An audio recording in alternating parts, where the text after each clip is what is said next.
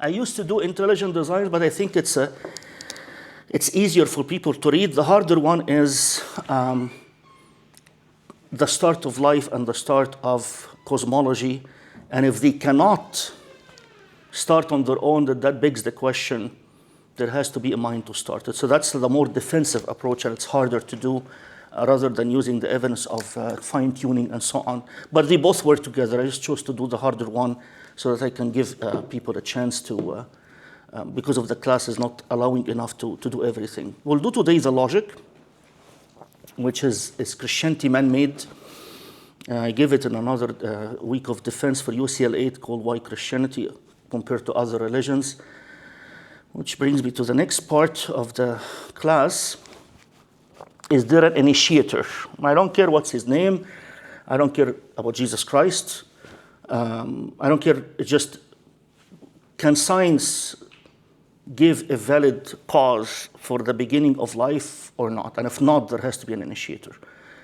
Without saying there is God and here is the intelligent design. So I'm taking more of the defensive approach, which is a little bit harder. And it's been unique because most of the people take the fine-tuning and the intelligent design in this work. So we'll discuss the logic, we'll come back to just, I'm going to give you the big picture of what is apologetics, or I developed orthodox apologetics. In which belief, if there is an initiator. So this is where we discuss with other religions.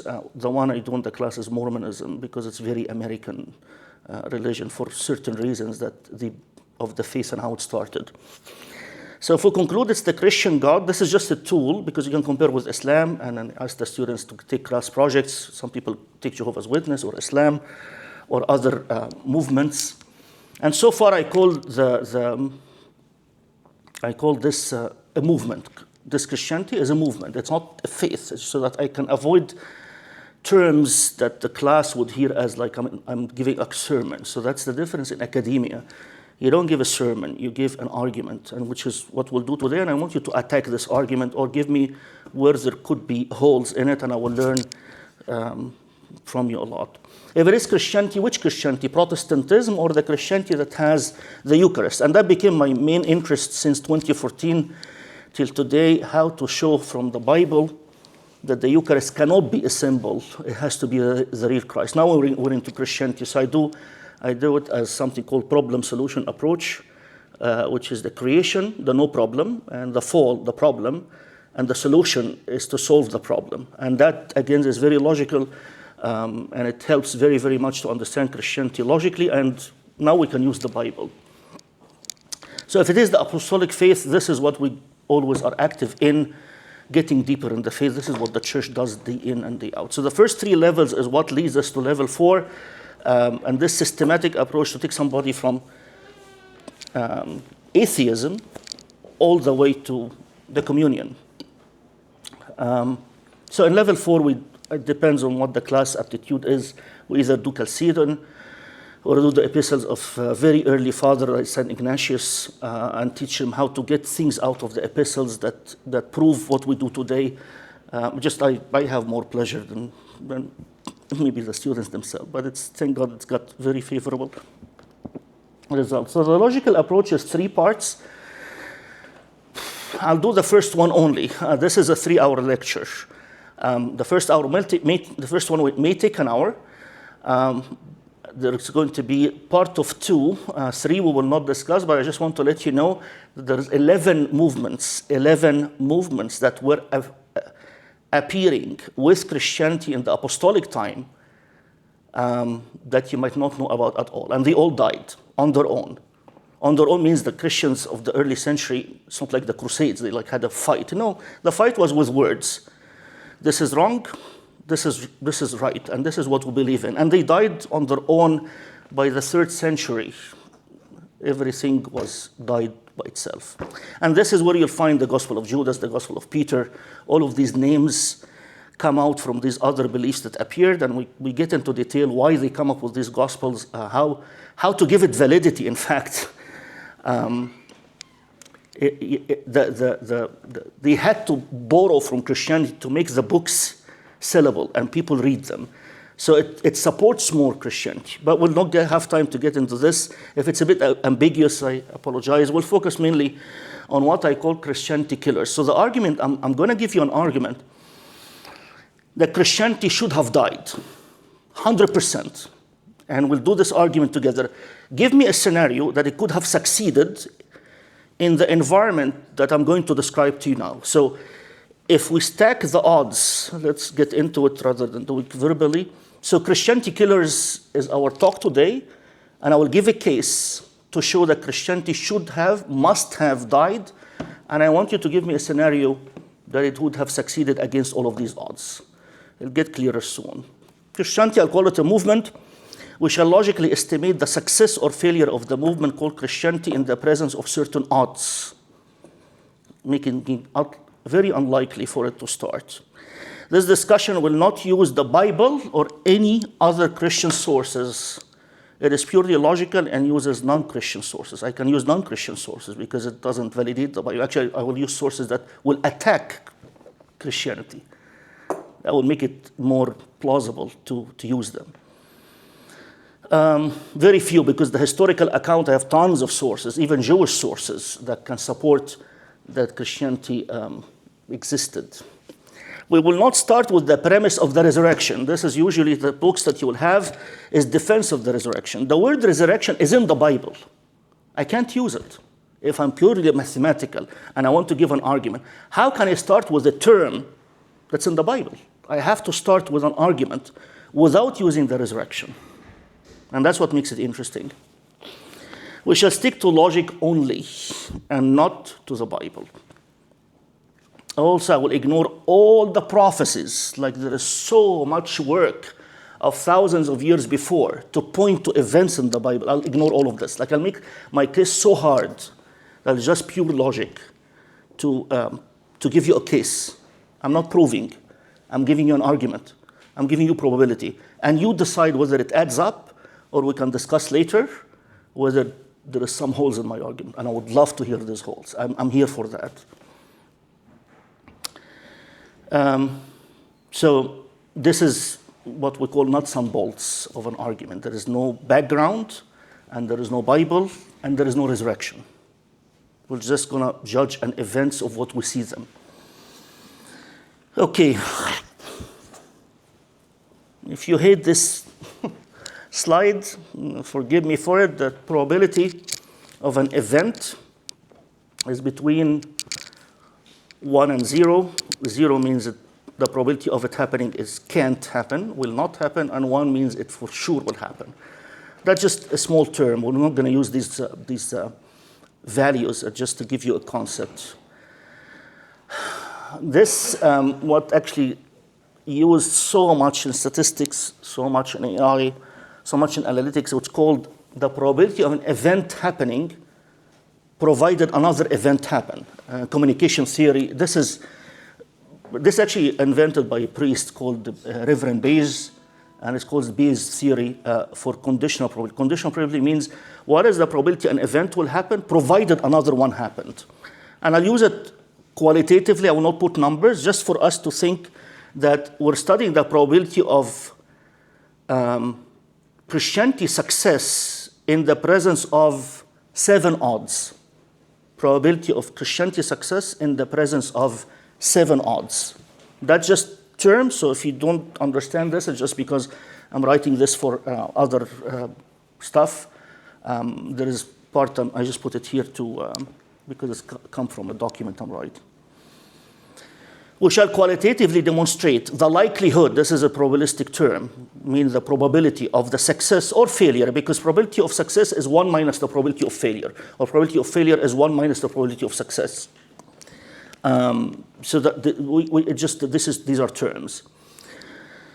Of this movement, under these factors and logically rationalized non-numerically, the probability of this movement emerging off the ground at its inception. The inception and initial growth of any movement is the key factor. When people talk about the Crusades later, whatever, the same thing with evolution, but I don't want to get there now, or the Big Bang. It's so important, this time equals 0, or the very beginning. And people ignore it in order to go for what's after it. the validity of this movement will be exactly at how it has started, because the start is the most difficult thing for it to succeed. And that is what we'll build the case for now.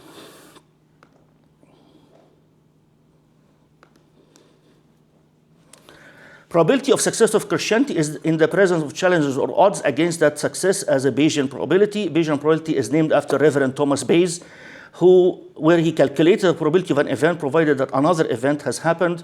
Probability of A provided B is equal to probability of A and B happening divided by the probability of B. If you don't get this, it doesn't matter. It will not affect our qualitative discussion.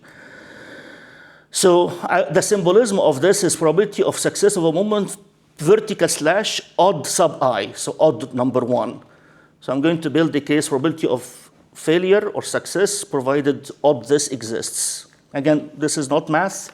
I'm just reserving a space for it here. It's going to be very just English explanation. This is just how to read Bayesian probability.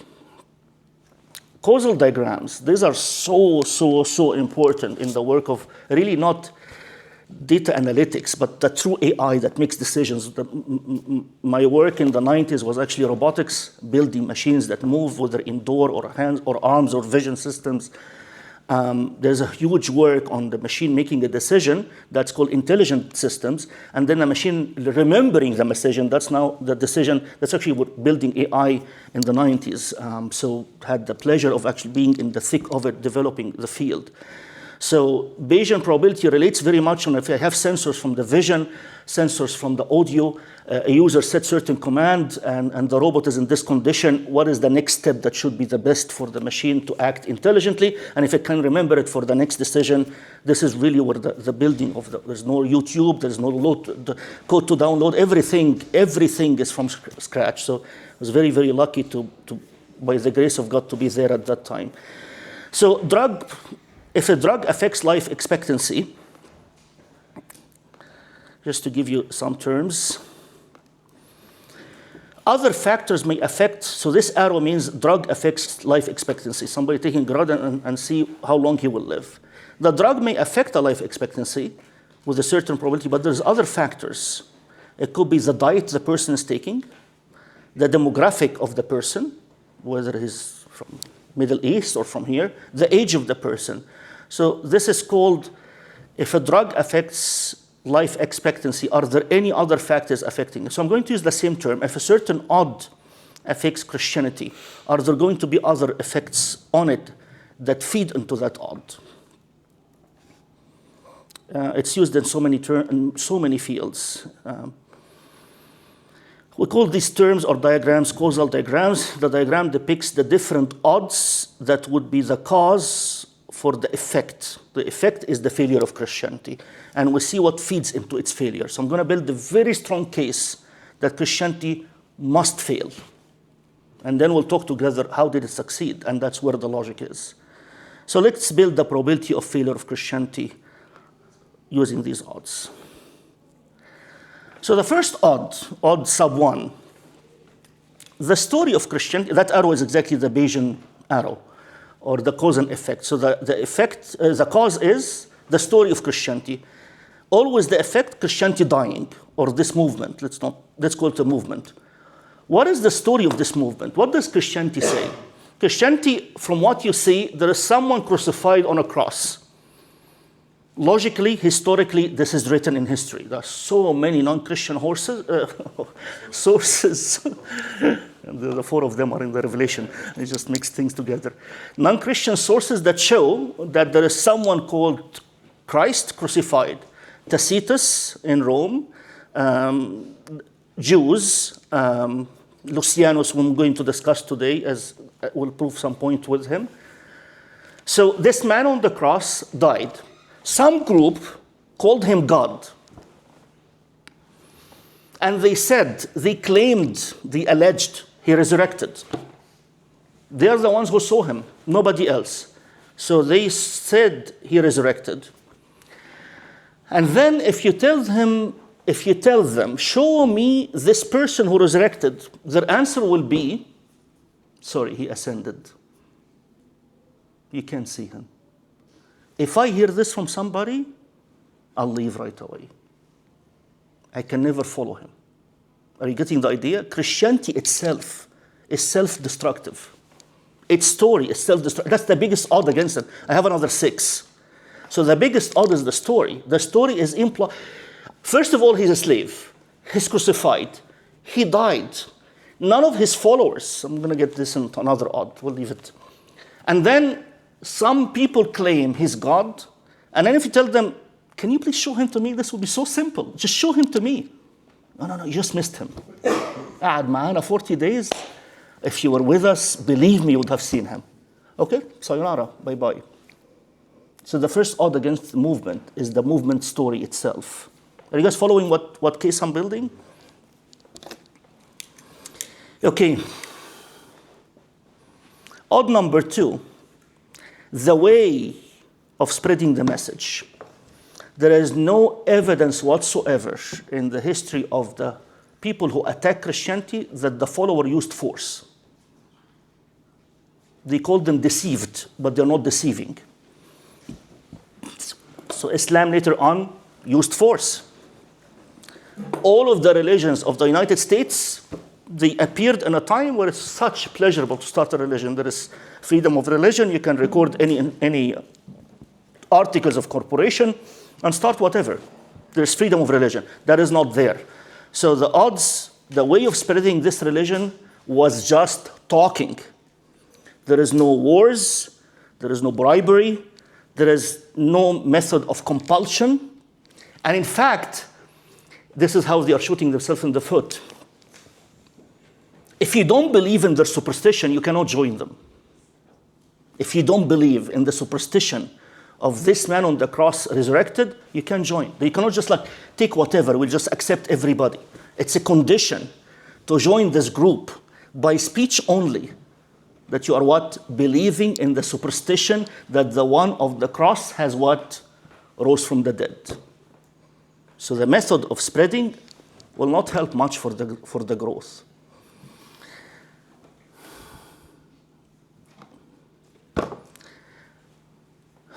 Odd number 3, it's a very small number that started it.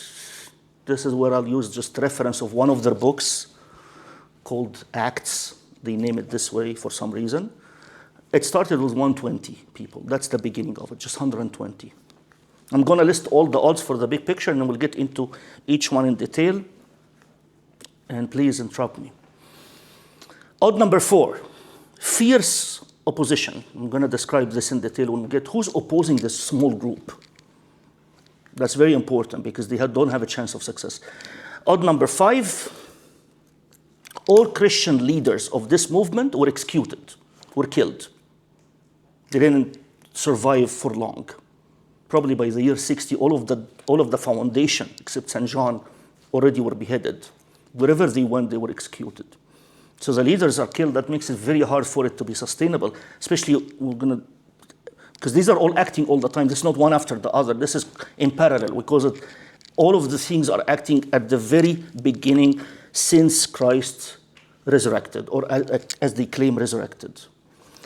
Odd number 6, there is a very, very powerful empire trying to kill them, not just negotiate, for 300 years. They have no weapons, doesn't have nothing. And this behemoth of an empire is working for 300 years to kill them. And they still emerged.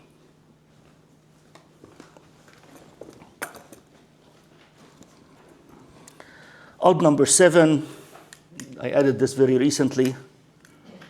When they go to multiple places in the world and they don't know any language, like if you guys use Google Translate, how long it will take you to master a language, and not just master it, convince somebody with Christianity in that language. You can't. Maybe some of you are whiz with languages, I can't. So then, them also, by the time the first century finished, there was this movement in multiple languages, and they were never educated to master a language, let alone convince somebody with a superstition. So revise them again. Ruthless. Killing in a way that just you can never subscribe to this group. There's no invitation. And then 100 years later, we find areas that are believing in this. So these are, in summary, the 7 odds that if you accumulate them together, should have killed Christianity in 10 years after its inception. Who are the 120? The apostles and the disciples and the Marys, the very first believers. It's in the chapter 1 of Acts, chapter 2 of Acts. Okay, should we get into them one by one? So this is called the causal diagram, that there is a cause and the effect is the death of Christianity. And there's multiple causes affecting that outcome. Are you able to see the monitor? It will help. Because we're going to get a lot of diagrams here. So these are quickly, the message is far-fetched, the message spread by speech, the group is extremely small in number. There are three sets of opposers. I'm going to detail them, namely the Jews, the Greeks, and the Romans, and each of them represent a certain opposition. All of the initiators were executed, so it's very hard to maintain a religion. The Roman Empire spent 300 years killing them, focusing on them to kill them, to annihilate them, never to invite them. The famous one is Nero and Decius and Septimus Severus and Diocletian. That is 4 of the 10. The language barrier to spread this message. Oh, the scoffers, people who joined and left. This is actually, you'll find it in one of the leaders' writings. When is he coming? You say he's coming, and he didn't come. You guys are lying to us. Bye-bye. These 8 are acting all the time from the moment these alleged seers of the resurrected slave started talking about him. And it should kill Christianity. So I want you to give me an argument later on your own, how it survived despite this. And if you want to discuss Buddhism and Hinduism and all that, very quickly before I forget, Hinduism and Buddhism, they don't have a dogma. They don't have a dogma. It means just philosophy you can join in. You don't have to believe in something to join. This group is so close-minded that if you don't believe in the resurrection, you can join. It's a big difference. Philosophies don't have a dogma. Christianity has a dogma. And they're not just trying to gather numbers. If you don't believe in the dogma, sorry, you can't join us. So the chance of them growing is just bad. This is more for the mathematical formulation of the problem. So let's discuss this. So I'm going to draw causal diagram. That the message is very far-fetched. As I said, the message is, if risen, where is he? Oh, you just missed him. Yeah, if you just came in day 39, you would have seen him. You came in day 42. We're very sorry. Okay, I'm sorry too, bye-bye. Dead people don't rise. That's usually the case. Philosophy, gods do not die. Gods, they're in the time of pagan philosophy. By the definition, he's God. How is he dying? And you guys are on something. All of you. Not all of you, I mean. And then crucifixion is not a dignified death. How are you guys proud that your God was crucified? How? Yani if he died in a very mansion-like thing, maybe. But you want us to believe in a slave and you're promoting him as God? Jesus resurrected and the ascension sounds like a fairy tale. So adding all of this together as causes will lead to the effect or contribute to the effect of Christianity does not make sense, which will contribute to it must fail. As I said, we have 8 odds. We'll discuss each one. So this is odd number 1. The message is far-fetched. Oh, actually, Tacitus, one of the Romans, called the resurrection a superstition and misguided creatures. Lucianus insulted them. So they're so ridiculed. I'll leave this for now. Odd number 2, the message is spread by speech only. You don't have any way to pull people in. There's no bribery. There's no deceit. There's no worldly profit. In fact, they will be made fun of. I'm going to give you some listing of Lucianus because they just completely lost their mind. Who would follow this type of people? So the message is spread without any coercion. Coercion يعني يغصب واحد or intimidation. So just to show you, any message, you spread it secretly so that nobody catches it. They were spreading openly with power or compulsion, like Islam, for example. Bahad the Saif, if you don't believe this, if any of you understands Arabic, if you open just YouTube and says Islam Bahad the Saif, you'll find clerics promoting, yeah, this is part of Islam, we're proud of it. Or the third one, openly with conviction and just suffer what happens to you. You just suffer, and that's what they chose. There's no political correctness. You're not going to just get a very nice letter from the Roman Empire to stop what you're doing. Cease and desist, as they say. The religious opponents, number one, the Jews. If you want to talk about religion, you have surrounding around you people who are religious, called the Jews. Number two, the Greeks. If you want to talk about gods, the Greeks and Starbucks of gods. You can make anything. You'll find it in the Greeks' gods. There's so much value of the church fathers in writing in philosophical terms. I think the need today is more engineering terms, that is just 1 + 1 is 2, and logic and deductive argument, which is in philosophy also, more than the philosophical way. But the fathers had the mind also of deductive reasoning. So you want religion, there is the Jews. You want philosophy, there is the Greeks. You want power or politics, there's the Romans. These three are resisting it all the time. Everything is all the time.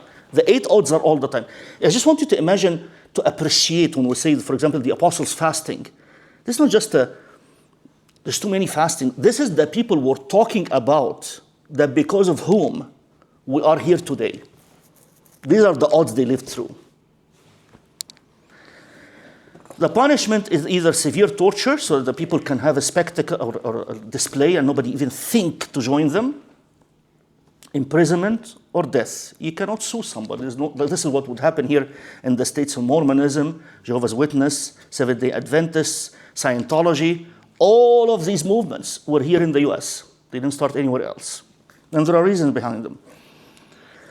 Examples of invented religions. There's some people who invented movements. Let us see from history at the same time some examples of he came up with the religious lies and what happened to them. This is from historian Josephus, and here is the reference to Book 20, Chapter 5. He's saying the following. This is history, not the Bible. For before these days rose up Theudas, boasting himself to be somebody, to whom a number of men, about 400, gathered around him, who was slain, and all, as many as obeyed him, were scattered and brought to nothing. After this man rose another person, another religious leader, Judas of Galilee, in the days of taxing, and drew away much people after him. He also perished, and all, even as many as obeyed him, were dispersed. Josephus correlates perfectly with Acts 5, but I didn't want to quote Acts 5. As I said, we'll not use the Bible, we'll use logic only, so I'm using history. So people started movements, and people followed them, but they died. So there is movements, and I told you there's river religions that were starting parallel to Christianity, and they all died. I don't think I have a list of them here. I have it in the class PowerPoint. So far, what are the 2 odds that we discussed? First one is what? Odd number 1, the strongest one. The story is superstitious. Second one, the preaching is what? Just talking, and you suffer whatever happens. Gamaliel advised, this is in chapter 5, leave them alone. If it's not from God, it will die. That's a religious advice of a Jewish person. So this is basically shows that the Bible also said leave them alone, but of course the Jews didn't leave the Christians alone. The group is extremely small. So this is extremely small. You're trying to bring people in as much as you can. The fastest thing to bring people in quickly is to ask the slaves to revolt against their masters. I was just thinking about it. Christianity in chapter 6 of Ephesians and 2 Peter, it asked the slaves to obey their masters. What would rock any empire is to damage it family-wise, damage it taxation-wise, like ask the people don't pay the taxes, and damage it employment-wise. So employment was master-slave. And if they sell the slave to revolt, Christianity would have joined so many people, but that would be a human method of doing it. Second thing, if you say, don't pay taxes to Rome, because Nero himself is persecuting us. And you find Romans 13, one of their leaders, his name is Paul, said, pay the taxes, pay the tribute, respect the leader. So there's no opposition against the rule of law. And the third one, the unbelieving husband is sanctified in the believing wife, and the unbelieving wife is sanctified in the believing husband. One of their teachers also in one of his epistle, Corinthians chapter 7, 1 Corinthians. So it kept the family, it kept the economic stability, it kept the employment stability. If somebody says the Christians made a threat to the Roman Empire, no, they didn't, because the fabric of the Roman Empire was intact. They were model citizens. The only thing they don't do is to believe another God. And if it's punishable by death, it's punishable by death. So when somebody says the Roman Empire persecuted Christians because they threatened the empire, that's a lie. They paid the taxes, they didn't ask the slaves to revolt, and they didn't ask the husbands to divorce their wives, or vice versa. It kept the stability of the empire. One thing they say no to, very prominent positions in the government, they said no to offering incense to idols, or to the gods of Rome. So odd number 3, a very small number, and they stayed as a small number. I'm not talking about martyrdom, because this will be from the Synaxarium. And I said I'm going to offer a pure logical argument, stacking the odds against this. So if you can't read it, I'm so sorry. I'm just trying to cram things. So this is the cause and effect methodology, or Bayesian theorem. The effect we're studying is that Christianity being killed. And the third cause that we're in is no increase in number, and this cause is fed in by these factors. The family union is kept. Lucianus called them a gullible people. We're going to read Lucianus very soon. They paid the taxes. The slaves asked to obey their masters. They obeyed the law, respect the ruler. Romans 13 covers these two. And some people started movements and they died. So that's odd number 3. Let's read Lucianus. Oh, and the Romans are very ruthless. They crucified 6,000 people in a very short period of time. So it's very easy to get rid of whatever number of these deluded believers. Adding some other and there's some fresh fishermen and some women. So it's not really people in the Senate or having political power. So the number of people is very small. Let's read one of the people who made fun of Christianity, and that helps me very, very much, because when you make fun of them, we can read about their behavior without reading the Bible. I beg you, if you haven't paid attention to the one before and the phone is distracting you, just listen to this part, because it plays on how I can glean facts about these people without reading the Bible, without using people who attack them. So Lucian is a satirist. Satirist makes fun of the society, 2nd century. And he calls them gullible people. They donate money to their teachers. In his mockery, he reveals facts to us concerning Jesus and the Christians. So this is Lucian, the death of Perigean, 12 to 13, and the works of Lucian Samosata. And here is the publishers of it. So that's the reference for it. Here, let's read this part. And I want you, as you read Lucian, who makes fun of the followers of this movement, what he describes them as. The Christians, so that proves there is actually a group called Christians in the empire, worship a man. Thank you so much for saying this. Worship a man to this day, the distinguished personage who introduced their novel rites, waking up early, you see him going to some places, and whatever you see them doing, and was crucified on that account. You see these misguided creatures start with the general conviction that they are immortal for all time. For La La Land. Which explains, here is the part that's important, which explains the contempt of death. They're not afraid of death. They have some idea that they are immortal. They will live forever. And voluntary self-devotion, which are so common among them, but they are misguided. This is not logical whatsoever. He continues. And then it was impressed on them by their original lawgiver, single one, that they are brothers. That's a behavior we see. From the moment that they are converted and deny the gods of Greece. If you want me to offer incense to idols, I'm sorry. If it's punishable by death, they don't care. Because they feel they're immortal. They're crazy. They don't afraid of death because they feel they will live. They believe somehow they will live forever. All this they take quite on faith, with the result that they despise all worldly goods alike, regarding them merely as common property. We read from somebody who makes fun of them what is the behavior of these people are. Are you guys seeing what I'm doing?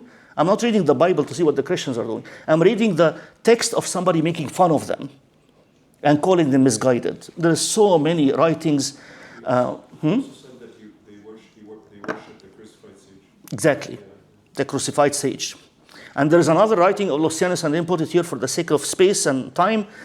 They say if you take their property, they're so gullible, they will not come after you to take it back. That's how crazy they are, how believe they are living for another world. That's the essence of how misguided these people are. Lucian was just like Josephus kind of? Lucian is a satirist. Josephus is a historian, Jewish historian. Some people claim that he converted to Christianity. But Lucianus is there to make fun of the Christian. Josephus was not making fun. Actually, Josephus has writings to say that's probably the Christ we were waiting for. So Josephus is a proponent. That's why I didn't use him. I'm using all of the things to stack the odds against it. Because when you do this navigation of facts, your case is very strong. Because that's why I use more defense in science rather than intelligent design. Intelligent design is assertive. People can read it on their own. But the defense, when you do it probabilistically, life cannot start on its own and the Big Bang cannot happen on its own. This is the part where it requires explanation. So, conclusion from Lucianus' accounts, we are told that Jesus was worshipped by Christians. It is also read that Jesus introduced new teachings in Palestine, that he was crucified because of these teachings. Anyway, this is something you gleaned already from what he's writing. So I just wanted to show that the Christian behavior is explained from the writings of people that make fun of them. Giving the taxes, here's just to show you the behavior in the empire. Giving the taxes, let every soul be subject to the higher powers, for there is no power but of God. The powers that be are ordained of God. So Nero, who kills us, listen to him. When somebody says the Roman Empire persecuted Christianity because Christianity was a danger to the empire, that's a lie. Then give to all their dues. To the one due tax, the tax. To the one due the tribute. To the one due fear, the fear. To the one due honor, the honor. Christians, husbands and wives, this is when a Christianity comes into a house. If the husband doesn't convert and he continues with the wife is converted, he doesn't have to tell them, if you don't convert, I will divorce you. No. If he's accepting and vice versa, the bed is undefiled. So this is a description of the Roman Empire the Christianity coming into a family in the Roman Empire. Today, because it's very clear what the religions are, they both have to have the Holy Spirit in order to make them both one church. And that's why they can have a sexual interaction, because you have a church and another church, they become one, then the body become one flesh. Then the access to the other body is accessing your own body. So the church did not compel at all if the person doesn't believe that you are living in sin with him, or the wife or the spouse, basically, to be general. So it controlled, it made the marriage intact. Slaves here, Ephesians 6, for the slaves to obey their masters, and also in 2 Peter. So there is no challenge to the empire. What should be expected? Christ is not here, he ascended. Christians have no army to fight back. The one whom they claim is their God doesn't come to save them. They are ridiculed all the time due to their beliefs and the way of pure living. They were made fun of so much for their purity. So the first Roman Emperor Nero will have no problem to kill them all, and that's it. We're done. We had this story for 10 years, and bye-bye. But we're living as a testimony that it wasn't bye-bye. And that's just 3 odds so far. fierce opposers, very quickly.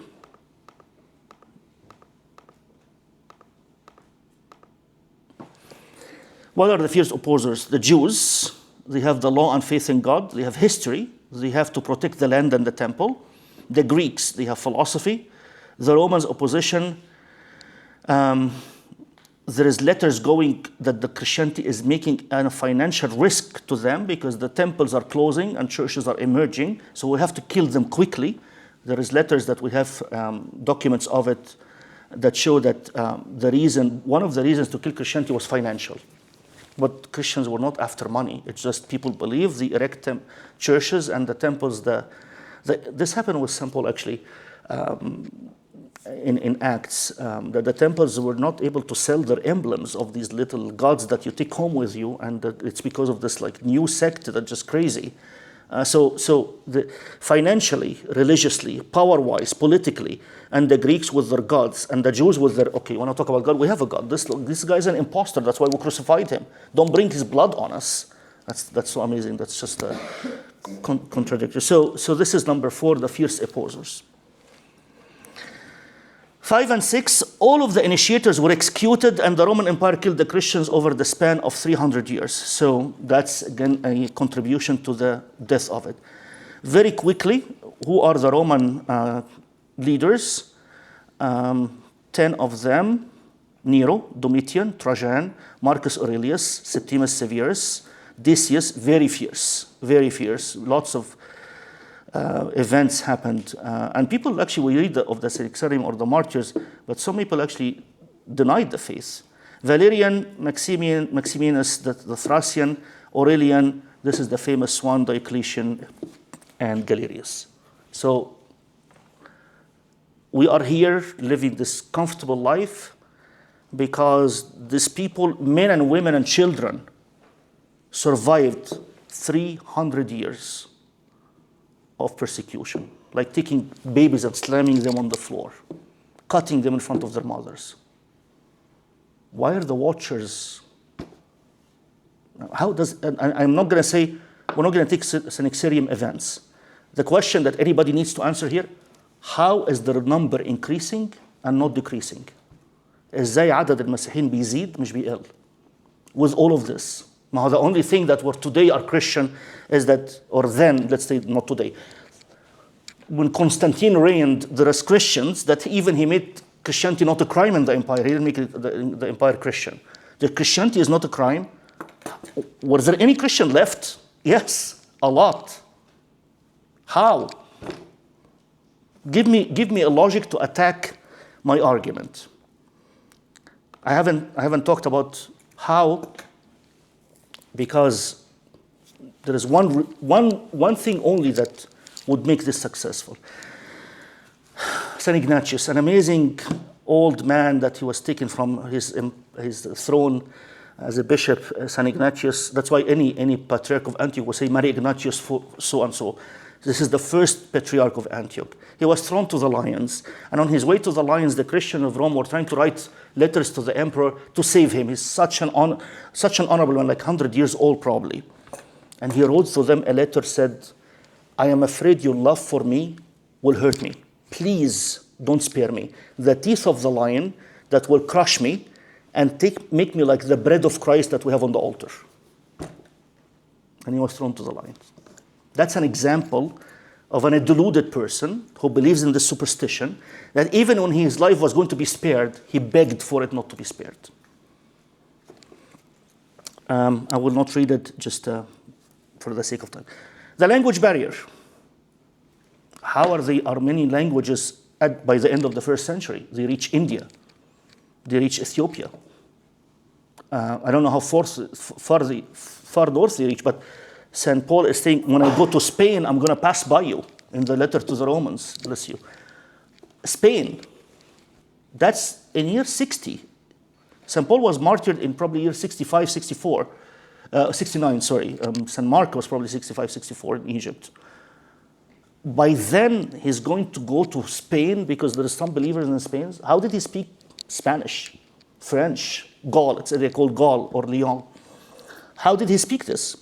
That's an argument. Where did he get the language? Not only to like, how much does this cost and you buy it? No, to talk to somebody about Christ, about a crucified one that is now God.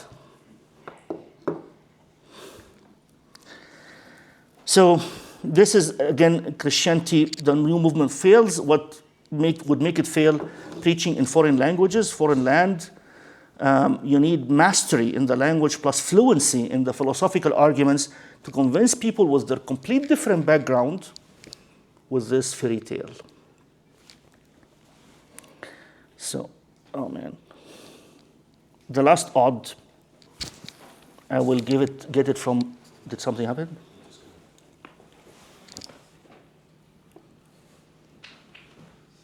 So it should be much easier to preach today with visuals and live stream and YouTube and all that, as opposed to before when it was just talking, right? By actions, that is the best. That's how the model of not fearing death was the best model.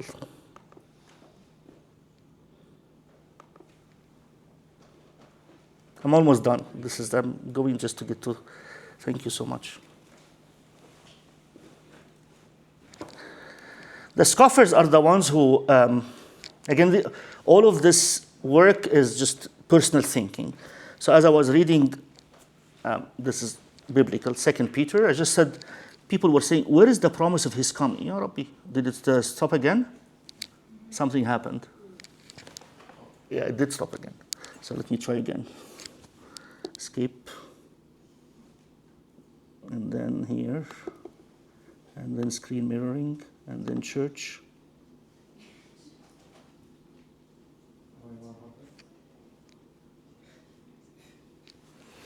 Ya Rab.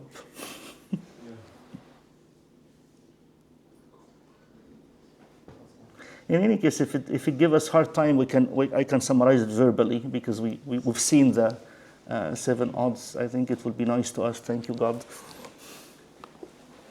And the best before, maybe you should get at kursi wal gambi hina.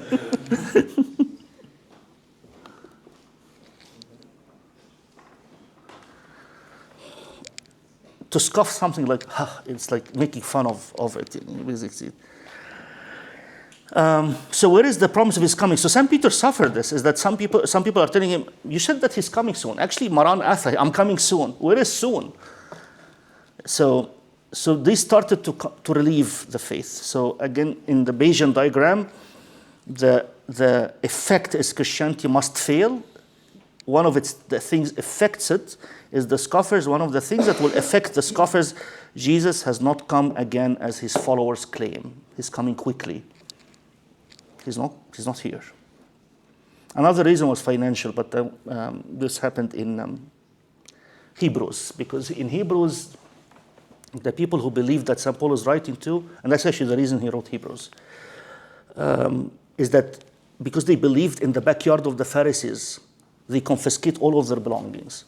And they were going to go back to Judaism. And St. Paul heard this. And financial reasons are going to make them go back from Christianity. So he wrote to them the whole epistle. It's formed of this word, better than. Better than Moses, better than Aaron, better than the angels, better than Melchizedek. He opened to us the path into the holies. And he told them, you helped me already.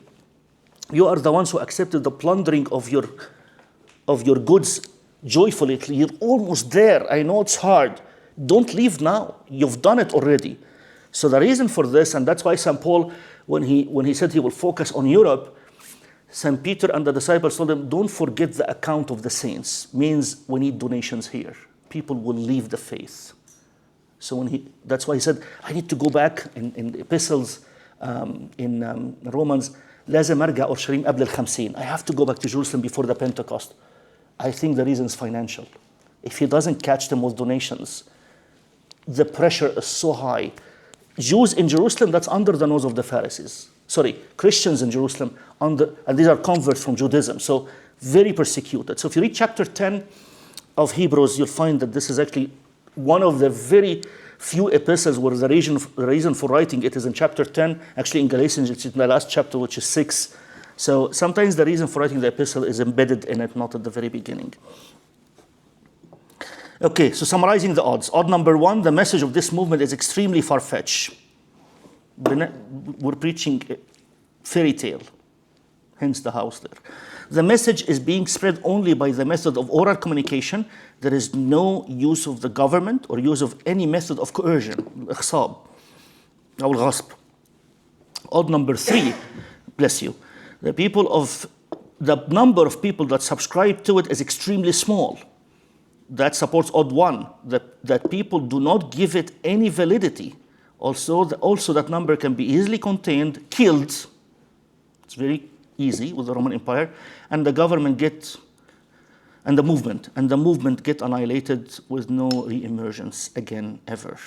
Odd number four, there are three sets of opposers: religious, philosophical, and political, and I don't need to mention military because Christianity never claimed, even the people making fun of it, they would have caught on of this right away, like Lucianus or Tacitus, the Roman historian. Odd number five, all the leaders of the new movement were executed within a short period, about 50 years after its inception. Christ ascended by year 33 plus, and then by year 70, most of the big names are, except St. John. The length of the era of fierce persecution by the Roman Empire, 300, that is not a short time. 300 years, the target of the Roman Empire was to kill the Christians. And the killing was so graphic that anybody watching would never even entertain, oh, I want to join this movement. It's so cool. You throw them to the lions. They kill their babies. The mothers, for some reason, they say, I want to see my babies go first. I don't think anybody watching this will say, I would love to join. I would love to join the Wi-Fi thing. Even the Zoom got disconnected. Oh, almost there, just to odd number, whatever. Screen mirroring, church. Oh, no, come, because come, because then feel free. Don't be sorry. I'm the one who's sorry. I don't know. My computer may be old. No. Okay. Hey, you pressed for me odd number 8. That's very good. Now this is the slide itself. Ya Rab.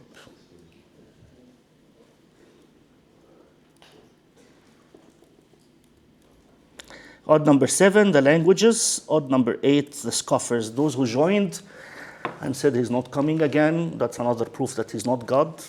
Bye-bye.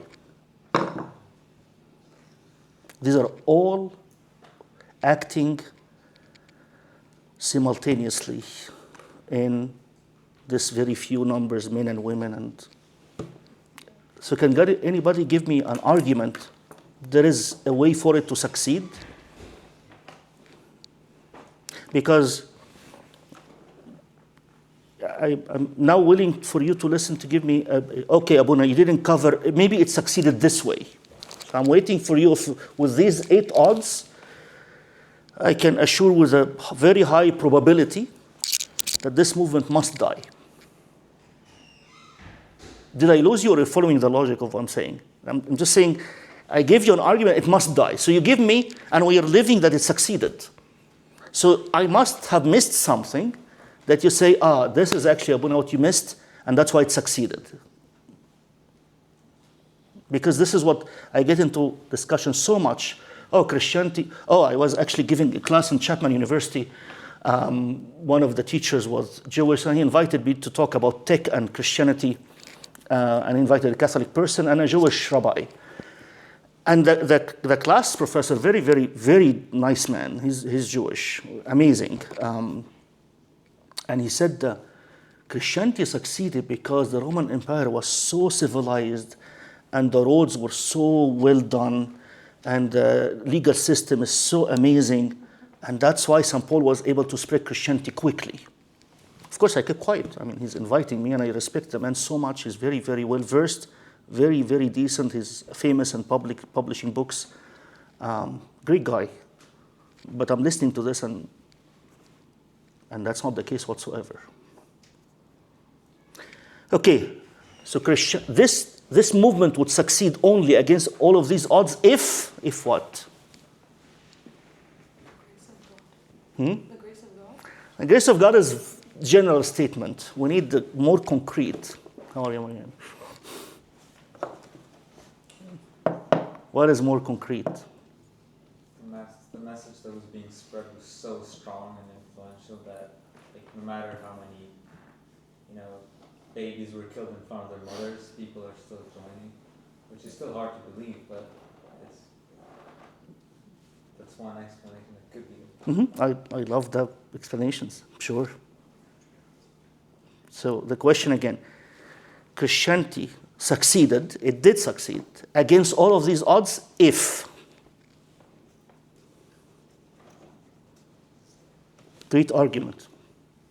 Because it's not a religion, it's like a comfortable religion. Like, oh, you do X, Y, and Z, then you're going to, it's not like an input-output religion. Like, if you do certain things, then you will get certain things. So people would join it because it's uncomfortable religion? Well, It would make sense more because it's not just like a marketing religion? Like yeah, it would, it hits more. even if it's punishable by death? Yes, because it's feeding into not the body but the spirit. So somebody would join a religion because it's punishable by death? Yes, the body, but not the Yeah, but how would you believe that what they're saying is true? They are selling to you, like it's exactly that Lucianus said, they believe they are immortal, that this misguided, they are misguided, their sage that gave them Allah, who was crucified and killed, convinced them they are immortal. Would that be a good argument then to join them? Because I don't think that they got it and joined it intellectually. I think that there was like it hit something in them, like it hit some sort of truth. All of things would make sense till the moment of death. Death really wakes the person up. Am I willing to die for this claim? Right. It's true. How is it true? No, I'm saying against all the odds, unless it's true. Because Yeah, well- nobody would die for a lie. That's right. Actually, that's why the leaders, that's one of the things, is that other religions or other claims, they got benefit on earth. Like Islam, the leader became wealthy, rich, and all of the men and women and children, he can have access to land. He takes 20% of whatever the gain is. All of the cults that started, the leaders are very filthy rich. So these leaders truly, no. Their attitude that they despised money makes it more odd. Like they didn't get anything out of it. So that's even makes it. What are they gaining? Higher standard, yeah, I understand. So what gives them the higher standard? It's not just like I want to die. There's something concrete that would make the person. I am sure there is life after this life. What is that concrete thing? I just have an argument, but I don't know how true it is. Yes. So we say that maybe when the people preached Christianity, it appealed mostly to poor enslaved people whose lives quality was so bad that the hope of a better afterlife or a promise like riches or kingdom of God was so pleasing, which would explain why Christianity is able to survive persecution for so long. But I just don't know how true, to what extent it appealed to lower class people. Or higher class. There's people in the Senate of Rome who believed. There's people in the army who believed. We have examples of them. There's people who were very wealthy who believed. Was that the majority or? It doesn't matter because, again, the number is so small that the Roman Empire could have killed them all and were done. The idea here is that what makes them grow when they are being killed? If the resurrection is true, Because the problem is death, then resurrection is the only thing with the problem. exactly. And there are proofs of it happening by the despising of people again, certain people saw him. I have to judge their attitude towards death and towards money to see if it's a fake thing or real thing. If you take Muhammad, Joseph Smith, Ellen White, all of these were so rich from the belongings they got because they started the religion. Compare this, if you start a religion, you'll be rich because you'll delude the people and collect money. Look at the disciples and the early church. They lost everything. And that's why they are called misguided creatures. So that supports that their faith that they are not afraid of death is supported by the fact that they are not interested in anything in life. Like death for them, that's why they're mocked. Death for them is like they're deluded, like they are immortal. So Lustionis was like, these are so misguided. So the lifestyle of disdain of death, not being afraid of death, that the leaders showed, propagated to the ones after. And now when we read from the Synaxarium, the number is increasing. Although they are killing them because of what we know in the Synaxarium, that miracles were happening while you were killing them. But I cannot start with this because I'm starting from my heritage. It's interesting that you say that all the other religions started because they wanted to collect money. There was some sort of money. Or power. Has anybody ever used the argument that the disciples used to collect money? They said, bring all of your money and put them at the feet of the disciples. To be distributed. Otherwise, the Romans would have said that their leaders are so corrupted, they are deluding the people to take the power to themselves. All of the figures we know about, Ignatius, they were just saying, please don't kill him. He's an old man. He said, no, your love to me will hurt me.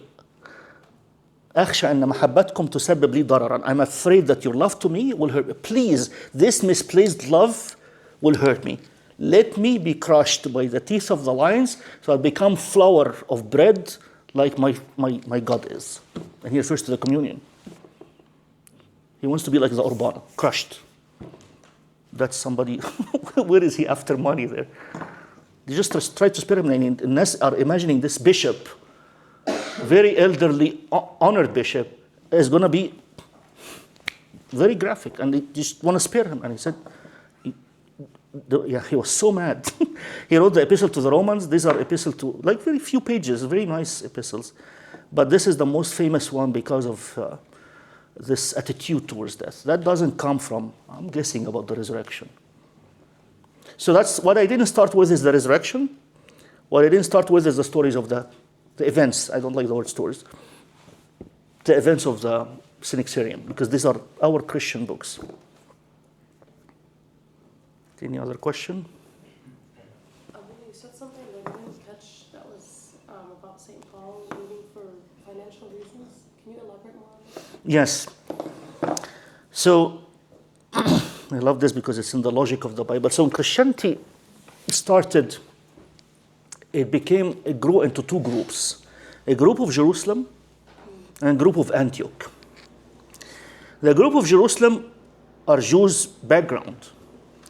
And the disciples didn't know that Gentiles are invited by Christ to come into the faith. So God sent St. Peter to Cornelius' house to open his eye that, you know what, Gentiles are also invited. And God, that's in chapter 10 and 11. Chapter 9, God chose a Pharisee, that's St. Paul, to make him a Christian. Not an apostle yet. He becomes an apostle in chapter 13 by the laying of the hand, and then he starts laying hands on people, evidence of it in Acts 19. So this group, Antioch had more freedom because it's Gentile. Jerusalem are the Jews who converted to Christianity. Okay. The role of the New Testament is how to integrate these two groups together. One with the background that's Jewish and one that's coming from background that's Gentile. That's the whole epistle of the Romans and Galatians. Mm-hmm. So the people in Jerusalem, because they were Jews before, and this is such an insult to the Pharisees, they persecuted them so hard that he can't survive financially. They give the account of the saints. Mm-hmm. When he was collecting money, he was accused as collecting it to himself. So this happened with St. Paul. That's in Corinth. Corinth, he was accused that he's getting the money to himself. And that's why he was giving them evidence that this money is going to Jerusalem, not to himself. And Tacitus was his basically treasurer. So this money, when he says in Romans, which is written when he was in Corinth, he wants to visit Rome. And he wants to come back. He told them, I will come to you when I go to Spain, but I have to get back to Jerusalem before the Pentecost. The main reason to go there before the Pentecost, in my opinion, is a financial reason, because of the pressure on the Christian that became Jews.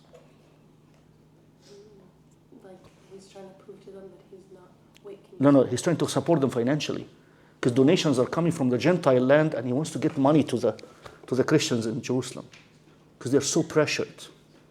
What are they pressured from? Pressure from the Pharisees, because they are Jews in Jerusalem. Christians in Jerusalem were Jews before. What is how would the money alleviate the pain? Because the reason for pressure is that they confiscated all their belongings. Oh, they did. Yeah, like when we can, if we look at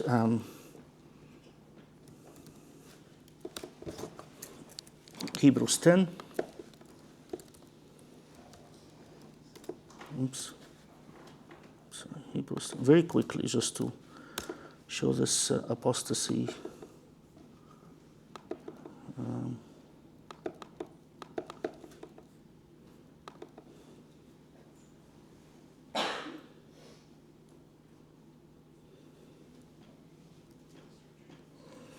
For if we sin willfully after we have received the knowledge of the truth, there is no longer remains a sacrifice for sins, but a certain fearful expectation of judgment and fiery indignation which will devour the adversaries. Anyone who has rejected Moses' law dies without mercy on a testimony of 2 or 3 witnesses. Of how much more punishment do you suppose that he who thought worthy, who has trampled the Son of God underfoot? So he's warning them, don't go into apostasy. And then he continues it. But recall the former days in which he's reminding them they were such avid defenders of Christianity. They helped St. Paul in the early ministry. Recall the former days in which after you were illuminated, that becomes conversion to Christianity, you endured a great struggle with sufferings, partly while you were made a spectacle both by reproaches and tribulations, and partly when you became companions of those who were so treated. Like you helped those who were suffering. For you had compassion on me and my chains, and joyfully accepted the plundering of your goods. That is the part. That's the financial suffering. You accepted the plundering of your goods, knowing that you have a better reward. But the plundering of the goods that left them in desolation. And that's why the previous chapter, St. Paul is warning them of leaving Christianity. And he's telling them, you already did a lot. Don't leave now. But he's not going to just preach to them. He has to support them. So the connections that happen between these events, it would make the New Testament so pleasurable to connect together. So the main reason for Hebrews is basically to ask the Jews who converted to Christianity and very much suffering because of this, not to go back. Thank you so much. I really appreciate being here with you. This didn't show, oh, I'm sorry. So it's very quickly, just I highlighted it. Okay, so you are the ones, John, fully accepted the plundering of your goods. قبلتم سلب أموالكم بفرح. That's Hebrews 10. To Christ is the glory with his good Father and the Holy Spirit. One God. I mean, thank you all so much for this.